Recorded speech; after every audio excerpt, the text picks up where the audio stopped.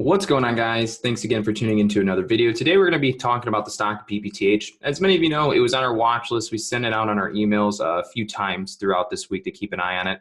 I only traded like one time, didn't really make too much money, but nonetheless, just want to walk you guys through kind of the mindset of what was going on in the stock. So for one, something like BPTH, it might happen once per year.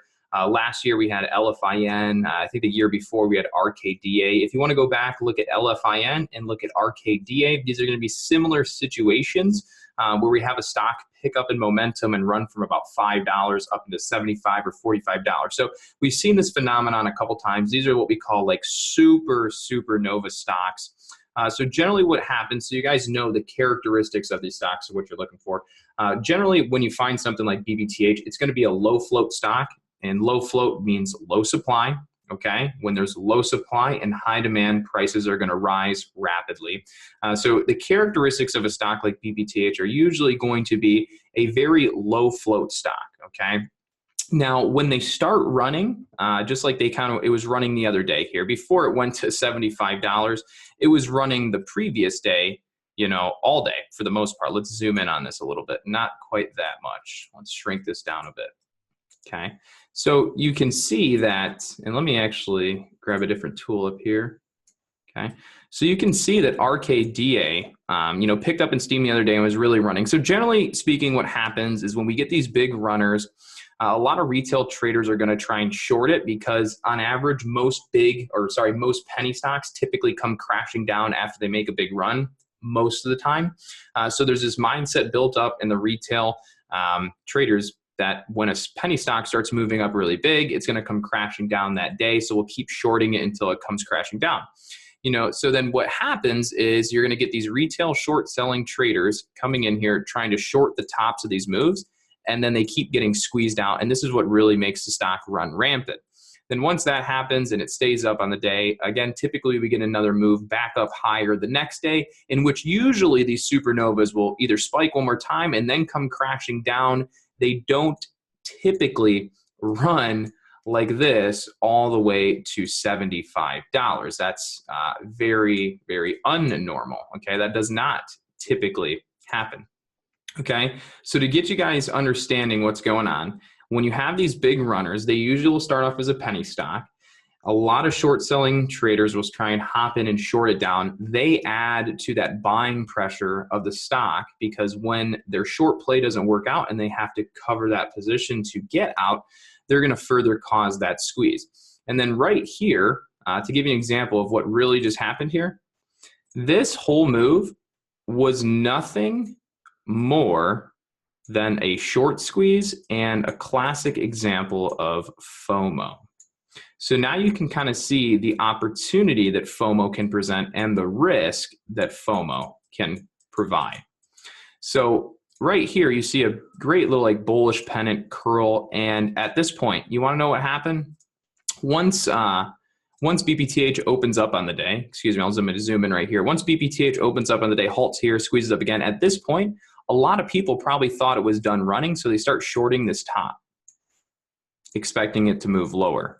And then as the buyers come in and hold the price up and curl back up, those short sellers have no choice but to exit their position because they can't risk this squeezing up another $10 a share or whatever it might be. So they start to cover up.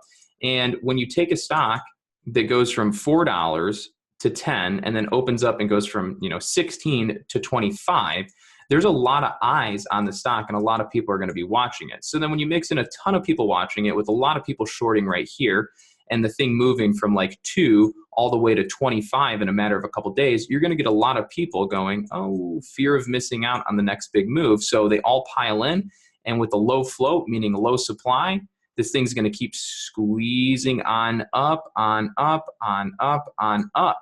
Something else you're going to want to take note of, extremely important when it comes to low float stocks like this that go on big runs.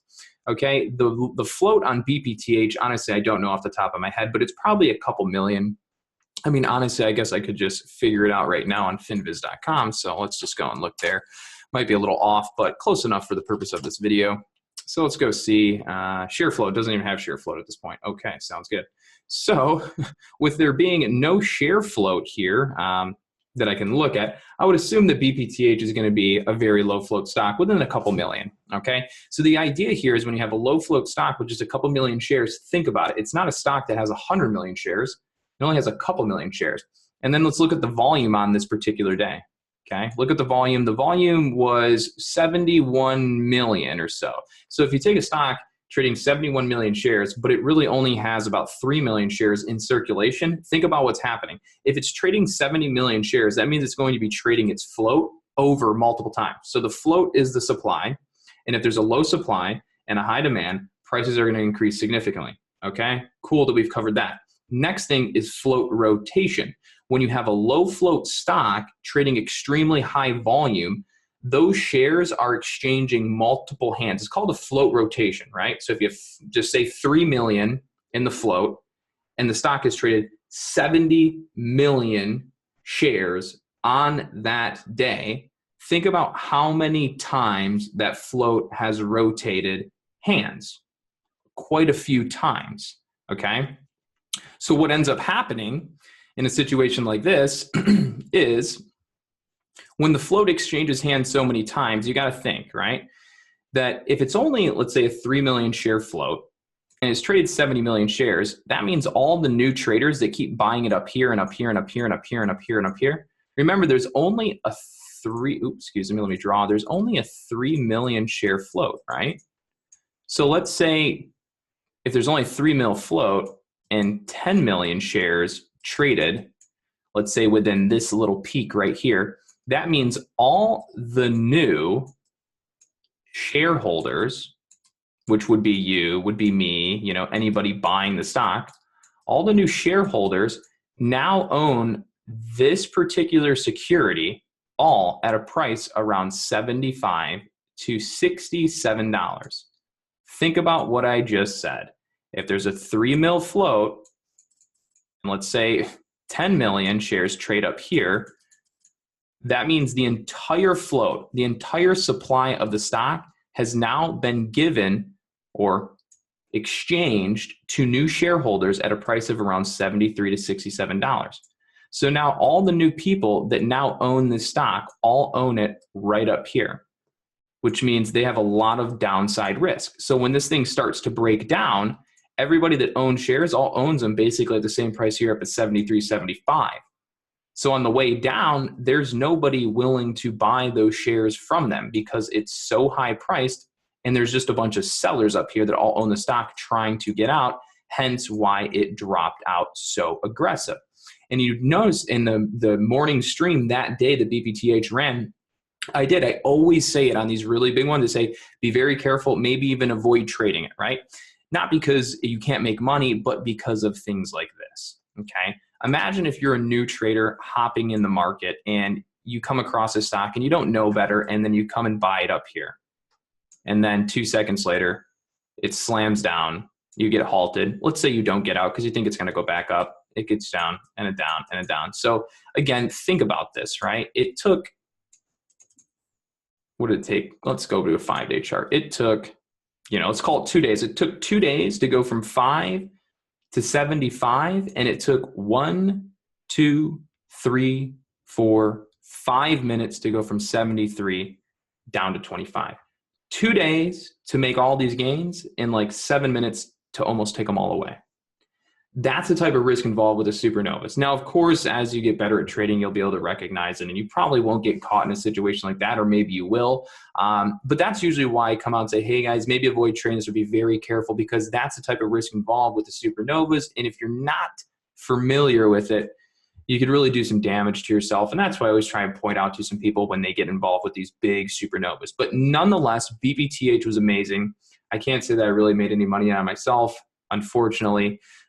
Did I have FOMO? Hell yeah, I had FOMO. This whole time this thing was going up, I'm like, I want to buy it, I want to buy it, but I just knew that this was something that would be right around the corner. I didn't know exactly what price it would happen at. So, you know, it's like, what do you do, right? If you bought it here, it's very likely that this whole drop could have happened as you bought here and here and here. So Again, it's a risk to reward type situation, and I just did not feel comfortable buying it all the way up on this massive move. Now, I will state this. There are going to be times like you tell yourself you come in the market and you risk money every day, and this is a situation where I look back and said, I take risk all the time and I lose all the time, so why wouldn't I take the risk on a situation like this where there's so much opportunity?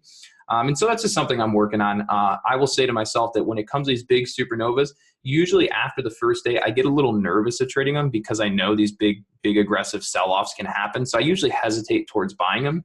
So in the future, that's definitely something I'm going to be working, better on, is when I catch these big supernovas and I'm following them.